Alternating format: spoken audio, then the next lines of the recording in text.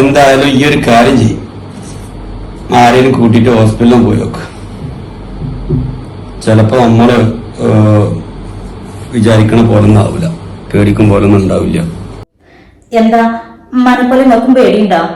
ഇനി ഒരാണും പെണ്ണും ആവുന്നോ, ഏറ്റക്കുട്ടിയോടാവുന്നോ, അങ്ങനെ എന്തെങ്കിലും?